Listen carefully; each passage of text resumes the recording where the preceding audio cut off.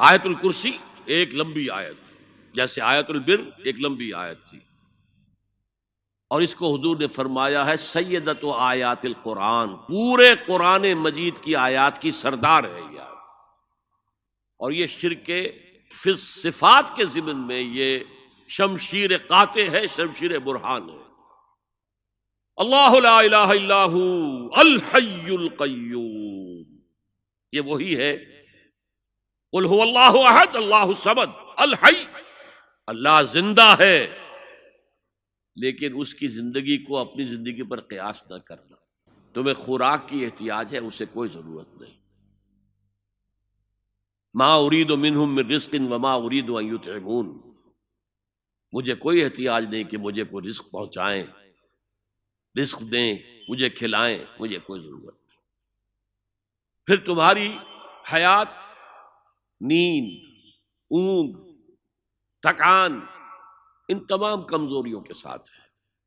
وہ الحی ہے، اپنی ذات میں خود زندہ ہے، حیات اس کی ذاتی ہے، کسی اور نے عطا نہیں کی ہے۔ ہماری تو مستعار ہے، عمر دراز مانگ کے لائے تھے، 4 دن 2 آرزو میں کٹ گئے، 2 انتظار میں۔ اور القیوم بقیہ پوری کائنات کے لیے وہی ہے، اس کو تھامے ہوئے ہے۔ لا تاخذہ سنۃ ولا نوم، الحی، حیات کامل، کہ اس کو نہ نیند آتی ہے نہ اونگ آتی ہے۔ لہ ما فی السماوات و ما فی الارض، آسمان اور زمین میں جو کچھ ہے اسی کی ملکیت ہے۔ تم کسٹوڈینز ہو، تم امین ہو، این امانت چند روزہ نزد ماست، در حقیقت مالک شے ہر شے خداست۔ یہاں تک کہ یہ میرا جسم بھی میرے پاس امانت ہے۔ میں کون ہوں؟ میری خودی، میری انا، میری روح جو پوزیس کرتی ہے اس بدن کو، لیکن یہ پوزیشن ملکیت کا نہیں ہے، امانت کا ہے۔ یہ امانت، یہ ہاتھ بھی امانت ہے، میری زبان بھی امانت ہے، میری آنکھیں بھی امانت ہے۔ من ذا الذی یشفع عندہ الا باذنہ، یہ یہاں پر انداز بڑا پرجلال کون ہے وہ جو شفاعت کر سکے اس کے دربار میں مگر اس کے اذن سے۔ کسی کا ذاتی، کسی کا زور، کسی کا اختیار نہیں ہے کہ جس کی بنا پر وہ شفاعت کرے، ہاں اللہ کے اذن سے۔ اور دوسری جگہ پر آتا ہے جس کے لیے وہ چاہے گا اور جس کو اجازت دے گا، جیسے کہ آتا ہے اما یتساءلون میں، یوم یقوم الروح والملائکۃ صفا، اور ان میں سے کوئی بھی بات نہیں کر سکے گا، کلام نہیں کر سکے گا، لا یتکلمون الا من اذن لہ الرحمن، سوائے اس کے جسے رحمان اجازت دے، وقال صوابا، اور صحیح بات کرے گا، کوئی غلط بات نہیں کرے گا۔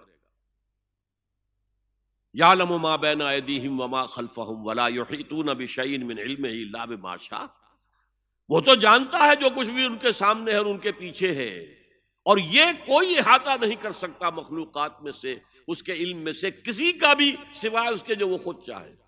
یہاں بڑے ہی لطیف انداز میں شفاعت باطلہ کے تصور کی نفی ہو گئی۔ دیکھیے، آپ کہیں جا کر کسی مجسٹریٹ سے سفارش کرتے ہیں تو کیا کہتے ہیں؟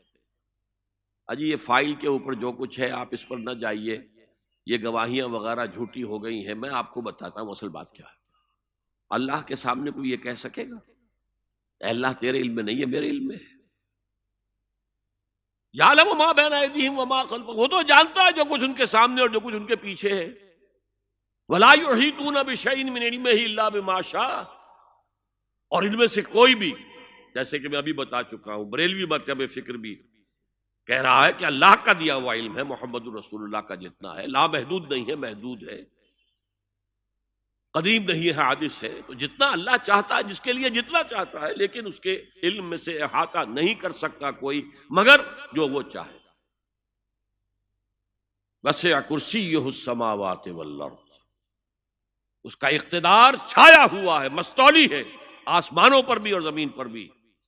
ولا یؤودہ حفظہما، اور اسے عاجز نہیں کر سکتی ان دونوں کی حفاظت۔ قیوم وہی ہے، صمد وہی ہے، لیکن اس سے کوئی تکان تاری نہیں ہوتی، عاجز نہیں ہوتا۔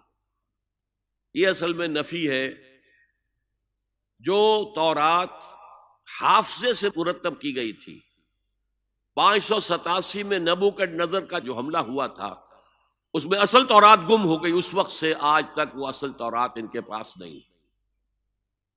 پیریڈ آف کیپٹیوٹی سے واپس آئے ہیں بیت المقدس میں سائرس کے لطف و کرم کی وجہ سے، ذوالقرنین کے لطف و کرم کی وجہ سے، پھر یادداشتوں سے لوگوں نے وہ تورات مرتب کی ہے، تو اس میں انسانی فکر شامل ہو گیا ہے۔ لہذا وہاں یہ لکھا ہے اللہ نے 6 دنوں میں آسمان اور زمین پیدا کیے اور 7ویں دن آرام کیا، یعنی کوئی تکان لائق ہو گئی۔ قرآن نے کہا، اللہ تعالیٰ نے فرمایا سورہ قاف میں، وَلَقَدْ خَلَقْنَا السَّمَاوَاتِ وَالْأَرْضَ وَمَا بَيْنَهُمَا فِي 6 أَيَّامٍ وَمَا مَسَّنَا مِن لُغُوبٍ، یقیناً ہم نے آسمان اور زمین اور جو کچھ ان دونوں کے مابین ہے انہیں 6 ہی دنوں میں پیدا کیا۔ وہ بات ٹھیک ہے، لیکن ہمیں کوئی تکان لائق نہیں ہوئی کہ ہمیں کسی آرام کی ضرورت ہوگی۔ لا یعودہ حفظہما وہو العلی العظیم، العلی وہی ہے سب سے بلند و بالا، لتکون کلمۃ اللہ ہی العلیٰ، تاکہ اللہ کا کلمہ سب سے سر بلند ہو جائے، اور وہی عظیم ہے، عظمت والا۔ اللہ تعالیٰ مجھے اور آپ کو اس سے بچائے، اپنے سابقہ زندگی کے گناہوں پر توبہ کرنے کی اور اللہ سے استغفار طلب کرنے کی توفیق عطا فرمائے، اور اپنے دینی فرائض کی انجام دہی کے لیے کمر بستہ ہو جانے کا عزم مصمم کر لینے کی توفیق عطا فرمائے۔ اقول قولی ھذا واستغفر اللہ لی ولکم ولسائر المسلمین